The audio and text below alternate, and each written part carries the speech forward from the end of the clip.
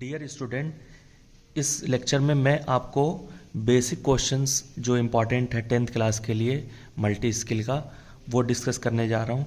तो आइए शुरू करते हैं। What is GI? जीआई का मीनिंग क्या होता है? तो जीआई होता है गैल्वनाइज्ड आयरन, गैल्वनाइज्ड आयरन। इसमें बेसिकली क्या होता है, जो हमारी आयरन की पाइप होती है उस पाइप के ऊपर हम एक कोटिंग कर देते हैं जिंक की। कौन सी मटेरियल की? जिंक का एक लेप लगा देते हैं, कोटिंग कर देते हैं, जिससे ये पाइप हमारा ख़राब नहीं होता और इसका जो चमकदार वाली जो परत होती है वो जिंक की वजह से आती है। इसी को कहते हैं गैल्वनाइज्ड आयरन, जीआई पाइप का। तो आपके एग्जाम में अगर पूछा जाता है तो ये फुल फॉर्म बता सकते हैं। उसके बाद आइए हम पढ़ते हैं कि कंडक्टर क्या होता है और इंसुलेटर क्या होता है। तो कंडक्टर बेसिकली क्या होता है कि वो मटेरियल होते हैं जिनके थ्रू करंट या हीट हमारी पास कर जाती है, उसको हम कहते हैं कंडक्टर। और इंसुलेटर हमारे वो मटेरियल होते हैं जिनके थ्रू न हीट पास करेगी ना ही कोई भी इलेक्ट्रिसिटी या करंट पास करेगा। जैसे एग्जांपल के लिए ले सकते हैं आप, जैसे आयरन हो गया, एल्युमिनियम हो गया, कॉपर हो गया, ये सब क्या है? कंडक्टर हैं। और इंसुलेटर क्या है? जैसे वुड है, प्लास्टिक है, रबर है। तो आप इसको एज ए डेफिनेशन लिखना चाहें तो लिख सकते हैं कि material, the material which can pass electricity or heat through them।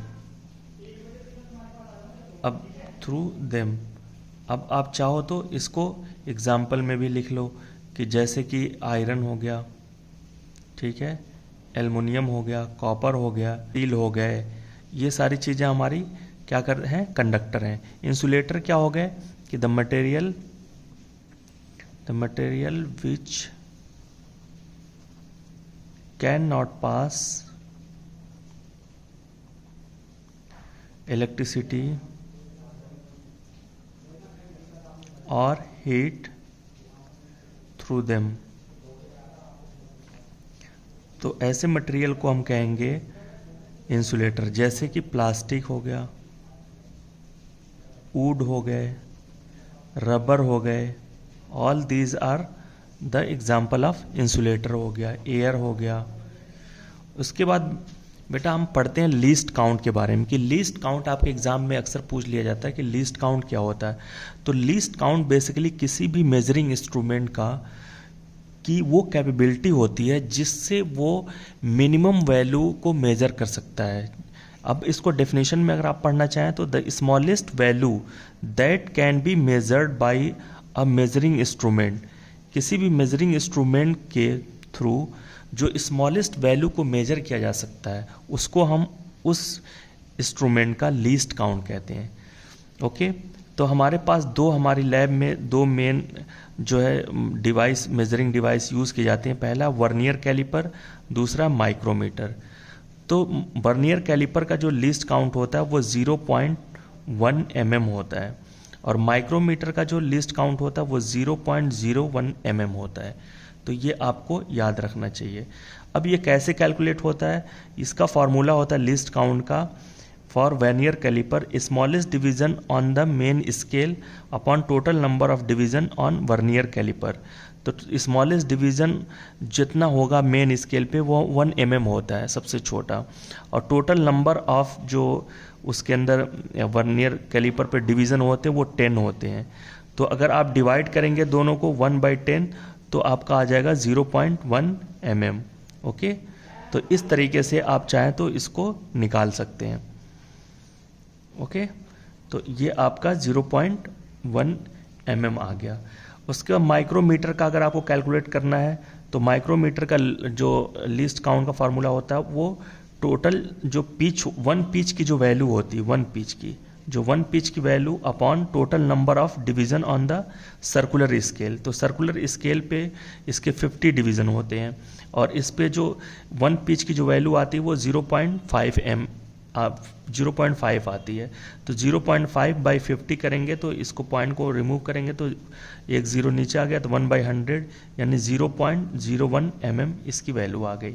Okay, तो यहाँ पे हमने कैलकुलेशन को भी डिस्कस कर दिया और इसके फार्मूले को भी डिस्कस कर दिया। अब एसआई यूनिट ऑफ, अब डिफरेंट टाइप ऑफ के जो पैरामीटर है इलेक्ट्रिकल के वो एग्जाम में पूछे जाते हैं कि एसआई यूनिट ऑफ रेजिस्टेंस क्या होता है, SI unit of voltage, current, heat, power, तो इन सब के बारे में बता देते हैं। रेजिस्टेंस, तो रेजिस्टेंस, आपको रेजिस्टेंस का डेफिनेशन भी पता होना चाहिए। रेजिस्टेंस क्या होता है? रेजिस्टेंस मटेरियल की वो प्रॉपर्टी होती है, यानी property of the material, property of the material by which it oppose the flow of current, यानी ये मटेरियल का वो गुण होता है, वो क्वालिटी होती है जिससे वो करंट के फ्लो का अपोज करता है। अब रेजिस्टेंस की जो यूनिट होती है वो क्या होती है? यूनिट ऑफ रेजिस्टेंस इज ओम होती है। इसका ये सिंबल होता है ओम का, और इसको ऐसे लिख सकते हैं आप, ओम, ओके, और करके। अब करंट क्या होता है बेटा? Current is nothing but is the flow of electron with respect to time, यानी समय के साथ जो इलेक्ट्रॉन का बहाव होता है, प्रवाह होता है, उसी को क्या कहेंगे हम? करंट कहेंगे। इसकी यूनिट क्या होती है? इसका यूनिट होता है एम्पियर, ओके, या इसको शॉर्ट फॉर्म में एएमपी भी लिख देते हैं, ओके। उसका वोल्टेज, वोल्टेज की यूनिट वोल्ट होता है, इसका यूनिट। वोल्टेज क्या होती है? वोल्टेज हमारा एक तरह का वो प्रेशर होता है या वो दाब होता है जिसके थ्रू हमारा किसी भी सर्किट के अंदर करंट का फ्लो पॉसिबल हो पाता है। इनके शॉर्ट लैंग्वेज में बता रहा हूँ मैं, और इसके डिटेल में हम आगे डिस्कस कर सकते हैं। पावर की यूनिट क्या होती है बेटा? पावर की यूनिट वॉट होती है, याद रखना आपको। एनर्जी की यूनिट, एनर्जी की यूनिट जो होती है ये जूल होती है, ओके। इस तरह आपको डिफरेंट पैरामीटर्स के यूनिट याद होने चाहिए। ये आपके साइंस में भी काम आएंगे और आपके एमएसएफसी में भी काम आ सकते हैं। दूसरा, इसमें एक हीट की जो यूनिट होती है वो भी क्या होती है? हीट का यूनिट जो होता है वो भी जूल होता है, क्योंकि ये भी एक फॉर्म ऑफ एनर्जी होता है, ओके।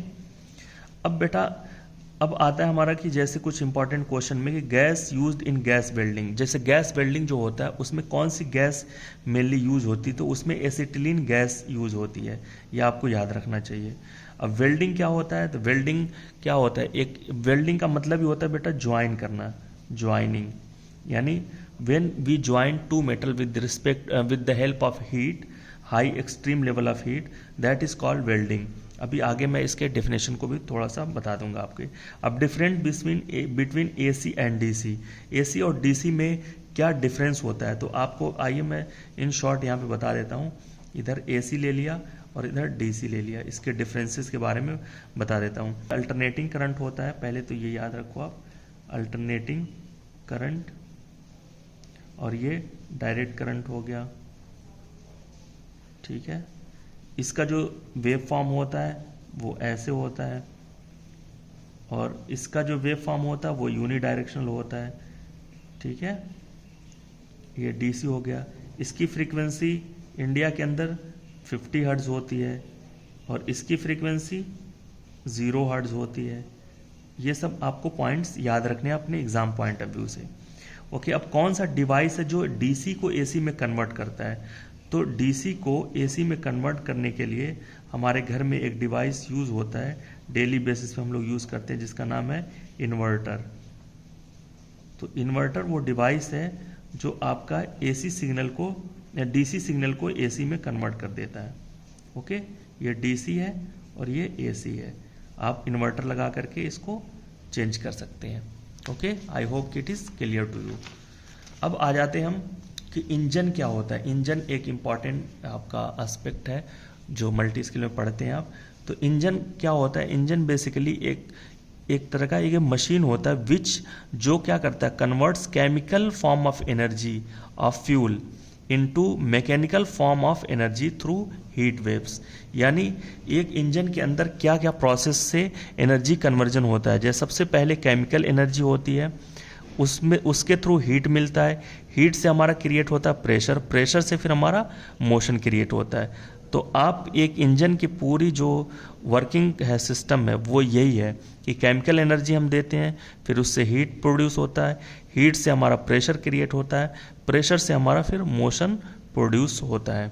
ओके, तो आपको इंजन के बारे में ये इतनी सी बात लिखनी है।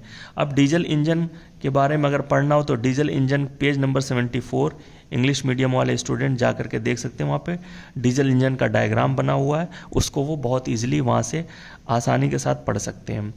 अब आ जाते हैं हम व्हाट इज स्ट्रोक। स्ट्रोक क्या होता है? तो स्ट्रोक बेसिकली जो बेटा हमारा क्रैंक शाफ्ट होता है ना, जो क्रैंक होता है उसी के रोटेशन को कहते हैं। बेसिकली क्या होता है कि displacement in upward direction is one stroke and downward direction is the second stroke. Means one rotation of crankshaft there are two stroke. तो stroke क्या हो गया बेसिकली कि displacement in upward direction and downward direction is called stroke. और stroke से ही क्या मिलता है आपको? जो हमारा स्ट्रोक से रोटेशन हमारा बनता है। रोटेशन जैसे अगर 2 स्ट्रोक में एक रोटेशन कंप्लीट होता है तो हम उसको 2 स्ट्रोक कहेंगे। अगर 4 स्ट्रोक में हमारा क्रैंक शाफ्ट का अगर एक रोटेशन कंप्लीट होता है तो हम उसको 4 स्ट्रोक इंजन कहेंगे। यानी 2 स्ट्रोक एंड 4 स्ट्रोक इंजन में भी यही डिफरेंस होता है कि एक क्रैंक शाफ्ट के एक रोटेशन में कितना स्ट्रोक हुआ। अगर 2 हुआ तो 2 स्ट्रोक इंजन, अगर 4 स्ट्रोक हुआ एक रोटेशन को कंप्लीट करने में तो उसको 4 स्ट्रोक कहेंगे। अब नेक्स्ट पॉइंट पे आते हैं हम, रिन्यूएबल और नॉन रिन्यूएबल एनर्जी सोर्सेज कौन कौन से होते हैं। तो रिन्यूएबल एनर्जी सोर्स हमारे वो सोर्स होते हैं जो जिसे हम कभी, जो हमारा एंड नहीं हो सकता, जो ख़त्म नहीं हो सकता है। रिन्यूएबल जैसे हम रिन्यू करते रहते हैं, जैसे कि आपका हो गया सनलाइट, ठीक है, सन हो गया, एयर हो गया यानी जिसे विंड कहते हैं, ठीक है, ये सब हमारे आते हैं रिन्यूएबल एनर्जी सोर्सेज में। नॉन रिन्यूएबल एनर्जी सोर्सेज में आपके जैसे कोल हो गया, डीजल है, ठीक है, पेट्रोल है, all these are comes under the category of non renewable energy sources. Okay, semi conductor क्या होता है? तो सेमी कंडक्टर एक तरह का, जैसे हमने कंडक्टर और इंसुलेटर पढ़ा, तो उन दोनों के बीच की प्रॉपर्टी होती है। यानी semi conductor are those material, यानी मटेरियल द मटेरियल विच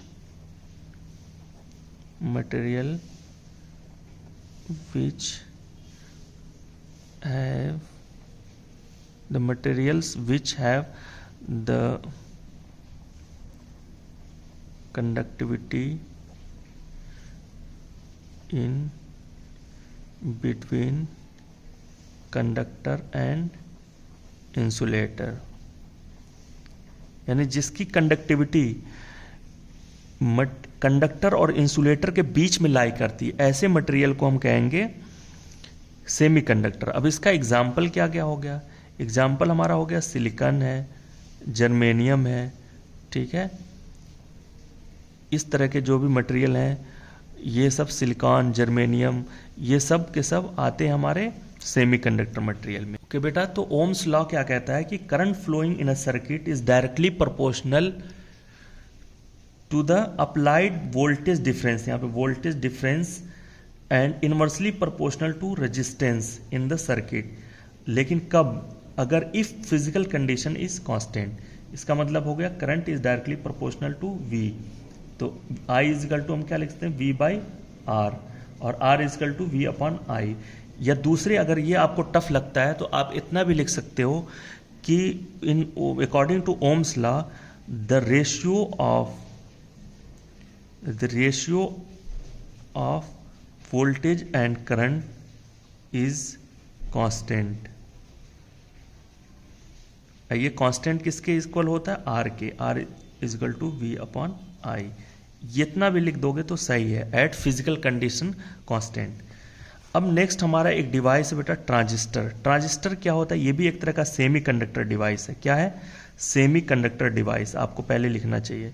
और ये क्या काम करता है? बेसिकली ये रेगुलेट करता है वोल्टेज एंड करंट को, इन इलेक्ट्रॉनिक सिग्नल को, basically electronic signal in the form of voltage and current it's regulate, यानी उसको कंट्रोल करता है, रेगुलेट करता है। दूसरा, इसका अगर हम दूसरी लैंग्वेज में इसको कहना चाहें तो कन्वर्ट्स मोर इलेक्ट्रिकल फोर्स को इनटू लो इलेक्ट्रिकल करंट में कन्वर्ट करता है, यानी ज़्यादा हाई करंट को लो करंट में कन्वर्ट करता है with the help of its voltage. अब आर्क वेल्डिंग और गैस वेल्डिंग, इसको हमें थोड़ा समझना है। तो आर्क वेल्डिंग में भी क्या होता है बेटा, इसमें वेल्डिंग का मतलब ये होता है, क्या होता है, ज्वाइन करना, ज्वाइनिंग टू और मोर मेटल एट एक्सट्रीम हीट। एक एक्सट्रीम लेवल ऑफ हीट पे अगर टू और मोर मेटल को ज्वाइन करते हैं तो उसी को हम लोग क्या कहते हैं, वेल्डिंग कहते हैं। ओके, अब ये आर्क वेल्डिंग का एक डायग्राम है, यहाँ पे देखो आर्क वेल्डिंग का डायग्राम यहाँ पे बना हुआ है। इसमें ये वेल्डिंग मशीन है आपकी, और यहाँ से दो केबल निकलेंगे, एक को इलेक्ट्रोड केबल कहते हैं, दूसरे को वर्क केबल कहते हैं। वर्क केबल जो होता है हमारा, यहाँ पे जो ये वर्क मेटल है, ये वर्क मेटल है, इस मेटल को जहाँ पे हम यूज़ करना चाहते हैं वहाँ पे रखते हैं, कनेक्ट करते हैं वर्क केबल के थ्रू, और जो इलेक्ट्रोड केबल होता है वो इलेक्ट्रोड होल्डर में जाके कनेक्ट हो जाता है। और यहाँ पे ये जो रॉड है इसको कहते हैं इलेक्ट्रोड। ये इलेक्ट्रोड जो है मेल्ट होकर के यहाँ पे दूसरे मेटल को ज्वाइन करने में हेल्प करता है आता है। दूसरा चीज़ है आपका गैस वेल्डिंग। गैस वेल्डिंग में सबसे पहले पूछा जाता है कि गैस वेल्डिंग में, तो गैस वेल्डिंग में हमारे पास पहले आता है acetylene gas, oxygen and argon and carbon dioxide. लेकिन मेनली अगर जो गैस पूछी जाती है वो एसिटिलीन गैस आपको एग्जाम में लिखना होता है। और इसके अंदर जो होता है वो गैस गन होता है, इसके अंदर इलेक्ट्रोड होता है, और इसमें जो फिलर मेटल होता है वो आपका एक रॉड होता है जो मेल्ट होकर के आपके ज्वाइन करने में टू मेटल के बीच में हेल्प करता है, उसको हम फिलर मेटल कहते हैं। अब नेक्स्ट हमारे पास एक डिवाइस आता है बेटा, कैपेसिटर। कैपेसिटर क्या काम करता है, कैपेसिटर एक, ये भी क्या है, एक तरह का टू टर्मिनल डिवाइस है जो क्या करता है, store and regulate fluctuation in current and transfer it to the electric circuit. मतलब क्या करता है ये, आप देखो तो it is use to store electrical energy temporarily, यानी एक टेम्पोररी बेसिस पे इलेक्ट्रिकल एनर्जी को स्टोर करता है।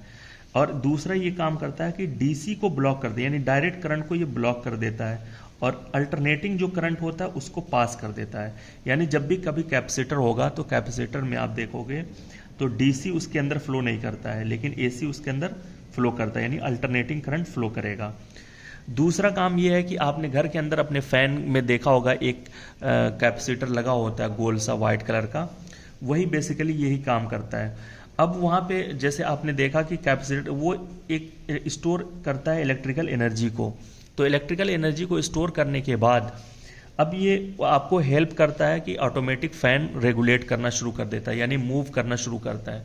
जैसे हम फ़ैन को ऑन करते हैं, स्विच ऑन करते हैं, अगर हम उसको हटा देंगे तो हमारा फ़ैन ऑटोमेटिक ऑन नहीं होगा। ओके, तो ये हमारा कैपेसिटर का पार्ट रहा। अच्छा, कैपेसिटर के अंदर क्या होता है, कैपेसिटर में दो हमारे पास जो मेटल प्लेट होते हैं इस तरह का, एक हमारा पॉजिटिव होता है, दूसरा इसका नेगेटिव टर्मिनल होता है, और इसके बीच में कुछ भी इंसुलेटिंग मटेरियल फिल किया जाता है जैसे कि आपके ये हो गए एयर हो गया, या फिर आपका प्लास्टिक हो गया, या फिर आपका रबर हो गया, या पेपर हो गया, ये सारी चीज़ें इसके अंदर फिल की जाती हैं। तो ये कैपेसिटर हमारा होता है, यानी ये दो टर्म इसमें पॉजिटिव, एक पॉजिटिव एक निगेटिव, और बीच में इंसुलेटिंग मटेरियल फिल होता है। ओके, उसके बाद आगे हम अब कुछ डिस्कस कर लेते हैं एम्प्लॉयबिलिटी स्किल के क्वेश्चंस को। अब एम्प्लॉयबिलिटी स्किल में कई बार पूछ लिया जाता है कि टाइप्स ऑफ सेंटेंस, कितने प्रकार के वाक्य होते हैं। तो हमारे पास जो टोटल टाइप के वाक्य होते हैं वो 4 टाइप्स के होते हैं। 4 टाइप के जो सेंटेंस होते हैं वो कई बार एग्जाम में पूछा था। तो पहला होता है assertive sentence, interrogative sentence, imperative sentence and exclamatory sentence. आप चाहें तो इसके बारे में एक एक एग्जाम्पल भी एग्जाम में लिख सकते हैं, जैसे कि विधि सूचक वाक्य असर्टिव सेंटेंस, इंट्रोगेटिव प्रश्नवाचक वाक्य, इम्परेटिव सेंटेंस आदेशात्मक वाक्य, और एक्सक्लेमेटरी भाव सूचक वाक्य। इसके बाद नेक्स्ट हमारा पॉइंट आता है कि स्ट्रेस क्या होता है, तनाव क्या होता है। तो तनाव basically it is a feeling of emotional और physical tension. It can come from any event or through, या इवेंट और थॉट, किसी थॉट से या किसी इवेंट, कोई घटना हो गई आपके साथ, या कोई आपके दिमाग में कोई सोच आ गई, that makes you feel frustrated, angry और नर्वस। तो उसको हम लोग कहते हैं स्ट्रेस की कंडीशन। ओके, अब नेक्स्ट हमारा पॉइंट आता है सेल्फ अवेयरनेस, यानी स्वयं जागरूकता किसे कहते हैं। तो सेल्फ अवेयरनेस कहते हैं the ability to take an honest look on your life without attachment to it being right और रॉन्ग। मतलब क्या हुआ कि सेल्फ अवेयरनेस का मतलब ये है कि आप अपने बारे में खुद एक ऑनेस्ट असेसमेंट करते हैं, खुद अपने बारे में सोचते हैं कि मैं जो है किसी चीज़ में मुझे मतलब मान लो सपोज करो कि आप मैथ्स पढ़ रहे हैं, तो मैथ्स में आप कितने कंफर्टेबल हैं, कितना आपको मैथ्स पता है, ये चीज़ आपसे बेहतर कोई नहीं जानता है। तो ये अपना सेल्फ असेसमेंट करना खुद का, ये ना सोचना कि मैं गलत हूँ कि सही हूँ, बस ये सोचना कि क्या मैं इस काम को या इस चीज़ को मैं कर सकती हूँ कि नहीं, यानी अपनी लाइफ के बारे में कर सकता हूँ कि नहीं। जैसे कि एक ऑनेस्ट अपने आप के बारे में सोचना, अपना इवोल्यूशन करना, उसको हम लोग कहेंगे सेल्फ अवेयरनेस। उसके बाद नेक्स्ट आता है हमारा एंटरप्रेन्योरशिप, यानी उद्यमिता क्या है। उद्यमिता कहते हैं बेटा the activity of setting up a business or businesses taking on financial risk in the hope of profit, यानी कोई भी रिस्क लेना ऐसा जिसमें आपकी ये उम्मीद हो कि प्रॉफिट हमारा होगा, तो ऐसे या उद्यमिता। उसके बाद नेक्स्ट पॉइंट आता है आपका GUI। GUI का फुल फॉर्म जनरली आपके एग्जाम में पूछ लिया जाता है, इसका होता है ग्राफिकल यूजर इंटरफेस। एक और आता है GIF। GIF का फुल फॉर्म होता है ग्राफिक्स, इसका फुल फॉर्म होता है graphics interchange format. Okay, next है हमारा ग्रीन इकोनॉमी। ग्रीन इकोनॉमी के जो मेन फोल्ड होते हैं यानी मुख्य क्षेत्र, वो क्या क्या हुए हैं, तो वो है ई वेस्ट, यानी इलेक्ट्रॉनिक जो वेस्ट होता है, जैसे मोबाइल ख़राब हो गया तो हम फेंक देते हैं तो वो एक कचरा बन जाता है, कंप्यूटर ख़राब हो गया उसे फेंक दिया तो वो कचरा हो गया, तो वो हमारे ग्रीन इकोनॉमी में बहुत प्रॉब्लम क्रिएट करते हैं। तो इसको कैसे ई अपशिष्ट पदार्थ को यानी ई वेस्ट को कैसे मैनेज किया जाए। नॉन रिन्यूएबल एनर्जी सोर्स, जो अक्षय ऊर्जा है, जो जैसे कि आपकी नॉन रिन्यूएबल में जैसे कि आपका कोल हो गया, पेट्रोल हो गया, डीजल हो गया। नेक्स्ट हमारा वाटर मैनेजमेंट, जल प्रबंधन कैसे करना है, ये सब main fold of green economy में आते हैं। अब पार्ट्स ऑफ स्पीच कई बार पूछा जाता है आपके एग्जाम में कि कौन कौन से होते हैं, तो parts of speech total 8 type के होते हैं। पहला नाउन है, प्रोनाउन है, वर्ब है, एडवर्ब है, एडजेक्टिव है, preposition, conjunction, interjection. Total 8 types के हैं, पहला, दूसरा, तीसरा, चौथा, पांचवा, छठा, सातवां, आठवां। ठीक है, तो ये आपके हो गए। अब नेक्स्ट एक हमारा पॉइंट बचता है कि सेल्फ स्टीम किसे कहते हैं, यानी आत्मसम्मान। तो कौन से फैक्टर हैं जो आपके आत्मसम्मान को, आपके सेल्फ स्टीम को कई बार अफेक्ट करते हैं यानी प्रभावित करते हैं। तो वो है आपका चाइल्डहुड, जैसे बचपन में आपको किसी ने डांट दिया, बोल दिया, तो भी आपका सेल्फ स्टीम वहाँ पे अफेक्ट होता है। मीडिया है, मीडिया से आप अपना एक तरह से माइंड सेट बनाते हो। फ्रेंड्स हैं, फ्रेंड की बातचीत सुनना, उनके बीच रहना, इससे भी आपका सेल्फ स्टीम अफेक्ट होता है। फैमिली है, फैमिली में कैसे सब लोग रहते हैं, क्या फैमिली का हमारी वैल्यूज़ हैं, तो उनसे भी हमारे सेल्फ स्टीम अफेक्ट होता है यानी आत्मसम्मान। उसके बाद नेक्स्ट हमारा ऑपरेटिंग सिस्टम क्या होता है। तो operating system is nothing but it's a group of software which process and controls data and instructions. जो डेटा और इंस्ट्रक्शन को, प्रोसेस को कंट्रोल करता है, ऐसे ग्रुप ऑफ सॉफ्टवेयर को हम कहते हैं ऑपरेटिंग सिस्टम। ये हमारे कंप्यूटर के अंदर होता है, जिससे हमारा कंप्यूटर काम करना शुरू करता है, हमारे कमांड को समझता है, हमारे डेटा जो हम उसके अंदर देते हैं उसको वो रीड कर पाता है। इसको हम ये भी कहते हैं कि it works as a bridge between software and hardware, यानी सॉफ्टवेयर एंड हार्डवेयर के बीच एक पुल का काम करता है, एक ब्रिज का काम करता है। अब नेक्स्ट हमारा पॉइंट आता है main objective of green economy. Green economy के हमारे मेन ऑब्जेक्टिव क्या क्या हैं, in which government and private both keep attention on minimum destruction of environment and less production of less amount of carbon dioxide emission. अगर emission of carbon dioxide is less है तो हम उसको कहेंगे कि ग्रीन इकोनॉमी का objective fulfil हो रहा है। अब ग्रीन इकोनॉमी को हम कैसे असेस करेंगे, कौन सी ग्रीन इकोनॉमी है, यानी जिसमें हमारा इन्वायरमेंट का सबसे कम हार्म हो, सबसे कम नुकसान हो। दूसरा कि बायोडाइवर्सिटी यानी जैव विविधता है उसका कम से कम नुकसान हो। ह्यूमन कैपिटल वो कम से कम नुकसान हो, उसका जो लाइफ पे बैड इफेक्ट पड़ता है वो कम से कम हो। तो ऐसे इकोनॉमी को हम कहेंगे ग्रीन इकोनॉमी। यानी यही हमारा ऑब्जेक्टिव होता है ग्रीन इकोनॉमी का, कि जिसमें हमारा जो भी फैक्ट्री या इंडस्ट्री लगे, जो भी डेवलपमेंट का काम हो, वो कम से कम हमारे इन्वायरमेंट को हार्म करे, यानी नुकसान पहुंचाए। अब गवर्नमेंट की कुछ स्कीम के बारे में पूछता है कि कौन सी ऐसी स्कीम है जो एंटरप्रेन्योरशिप डेवलपमेंट के लिए गवर्नमेंट ने लॉन्च किया है। तो वो हमारे पास स्कीम है, स्टार्टअप इंडिया है, मुद्रा योजना है, स्टैंड अप इंडिया है, एम है, अटल इनोवेशन मिशन। अटल इनोवेशन मिशन ये भी क्या है आपका, एक तरह का एंटरप्रेन्योरशिप डेवलपमेंट स्कीम है। ओके, तो आई होप कि आपको काफ़ी कुछ इससे एक वैल्यूएबल इंफॉर्मेशन मिल गया है। Thank you so much.